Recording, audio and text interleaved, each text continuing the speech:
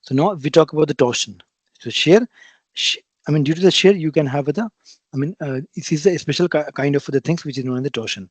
So though both are due to shear stress. I mean, the shear load. It means whatever the cross section area that you have to apply the force parallel to that over. But in the case of the rectangular or the circular, rectangular bar, that you have a shear stress. But if in the case of the rod or circular bar, as you can see here, okay, now if you apply the force parallel to the, I mean, this is your area. Now you're applying the force in this way, in this way. This is known as torque because this is also the force perpendicular length. I mean, this is the center, and obviously this will move around, around the circle.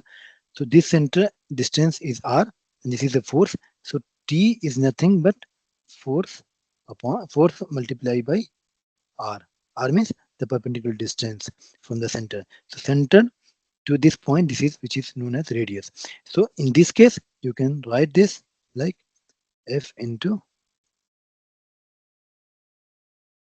r, right? This is also this is basically perpendicular distance. Okay, so perpendicular distance. So in this particular example, you have F into r is known as your torque. So torque basically what? It is also a kind of the force that you have applied, but that force is also a parallel to the force, parallel to the area. Okay, so now if you can think about mm, something you excuse, right? Excusing of your towel or like this, you could have someday analogy. Okay, so once you have applied the force, which is going to be in the form of torque, okay, so the twisting will occur. As you can see, the twisting. This particular line was now moved here. Okay, though it was at the beginning in this way.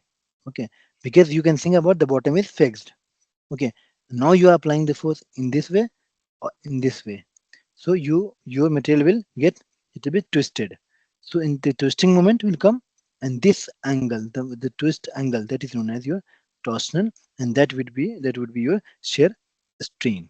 Okay, and if we talk about the stress, then we can easily calculate the area upon the force, which is very in the shear stress would be the same, but what is the angle? What is the shear strain? Gamma would be equal to phi. Where is the phi?